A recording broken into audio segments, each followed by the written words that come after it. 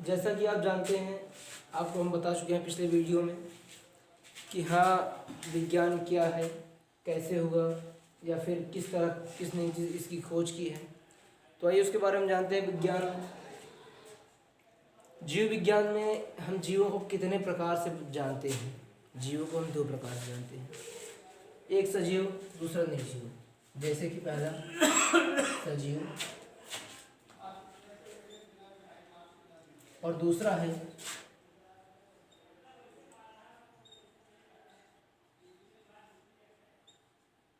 निर्जीव।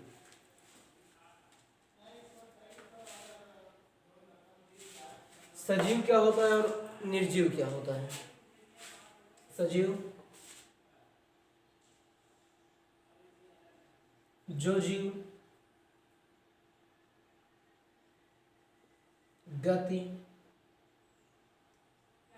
श्वसन, वृद्धि, उत्सर्जन,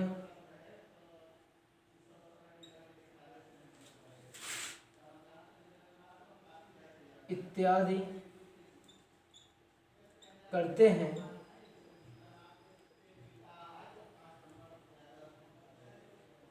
वे सभी जीव सजीव कहलाते हैं। उसके बाद निर्जीव। सजीव का एकदम से विपरीत, सजीव का उल्टा होता है निर्जीव। जैसे यहाँ पे लिखा गया है, जो जीव गति, श्वसन, वृद्धि, उत्सर्जन इत्यादि करते हैं वे सभी सजीव जीव कहलाते हैं। उसी को पलट कर लिखना है यहाँ पे हमें, जो जीव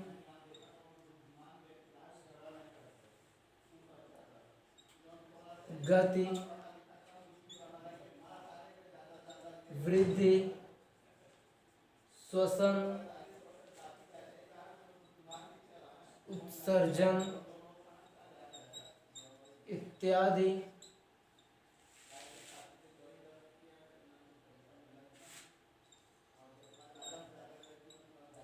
नहीं करते हैं, वे सभी जीव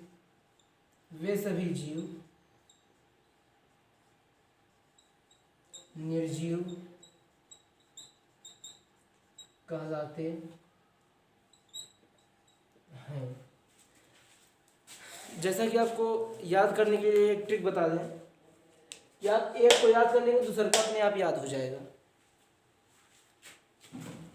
जो जीव गति, श्वसन, वृद्धि, उत्सर्जन इत्यादि करते हैं वो सभी जीव सजीव कहलाते हैं, और दूसरे निर्जीव होते हैं जो ये नहीं करते हैं।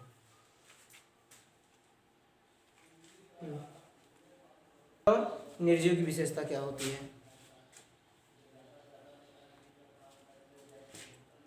सजीव, जैसा कि इसके पहले लक्षण होता है, जैसे कोई भी जीव जन्म लेता है तो सबसे पहले उसे वायु चाहिए, श्वास चाहिए उसको जिंदा रहने के लिए।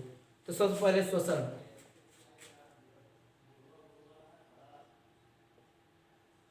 श्वसन पा गया तो उसको भूख लगेगी तो कुछ खाने के लिए चाहिए। तो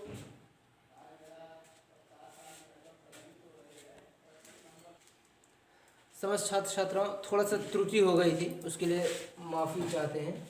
उसके आगे से हम देख लेते हैं सजीवों के लक्षण, थोड़ा से और ऊपर, एक स्टेज ऊपर से। सजीवों के लक्षण जैसा कि पोषण जो भी हम ऊर्जा प्राप्त करने के लिए खाते हैं या ग्रहण करते हैं उसे पोषण कहते हैं। जैसे फल हुआ, अन्न हुआ, दाल चावल, जो भी हम कुछ खाते हैं सब पोषण है। उसके बाद दूसरे नंबर पे आता है पाचन। जो कुछ भी हम खाते हैं मुख के अंदर ग्रास के अंदर ग्रास नली से होते हुए आमाशय से छोटी आंत बड़ी आंत होते हुए इतने प्रोसेसों में जो क्रिया होती है, इसी क्रिया को हम पाचन कहते हैं। उसके बाद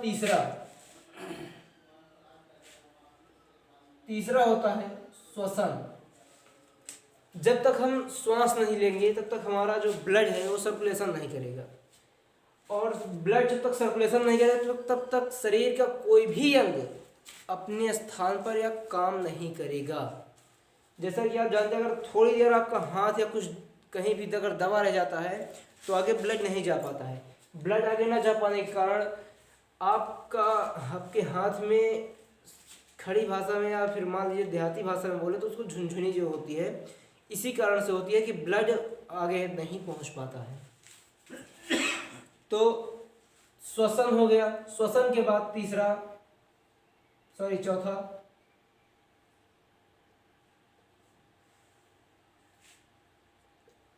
बहिक्षेपण। बहिक्षेपण क्या है? जो चीज़ हम खाते हैं वो हमारे शरीर पाचन होने के बाद जो भी उसमें से तत्व निकलता है या जो भी कुछ खास निकलता है वो हमारे शरीर को मिलता है, तो वही बहिक्षेपण है। अवशोषण पांचवा।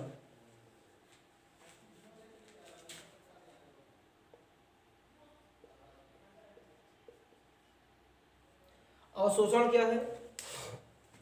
जैसा कि आप जानते हैं कि जो भी हम खाते हैं बहिक्षेपण होने के बाद उसका जो रस तत्व निकलता है उसे बहिक्षेपण निकलने को कहते हैं। लेकिन निकलने के बाद वो जाएगा कहाँ? हमारे शरीर में, शरीर का जो हमारे अंग है वो उसको अवशोषित करते हैं, अवशोषित करके उसको अपने प्रयोग में लाते हैं, तो उसी को कहते हैं अवशोषण। छठा पोषण, पाचन, श्वसन, बहिक्षेपण। बहिक्षेपण के बाद अवशोषण, अवशोषण के बाद उत्सर्जन।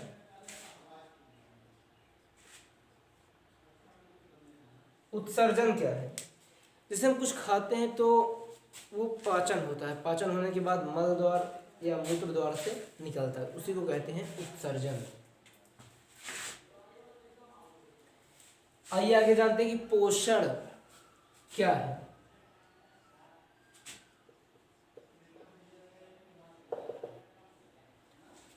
पोषक तत्वों को हम अपने अंदर समाहित करते हैं या ग्रहण करते हैं, उसी को पोषण कहते हैं। जैसे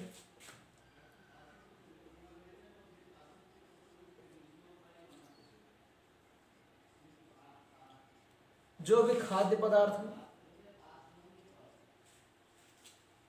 हम ग्रहण करते हैं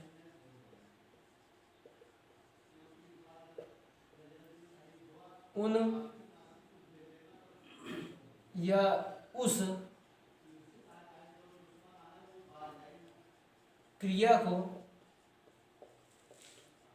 पोषण कहते हैं, उसे पोषण कहते हैं। जैसे कि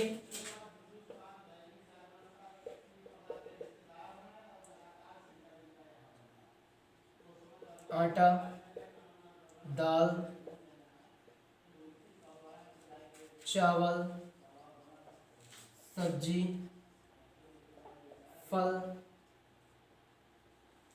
इत्यादि।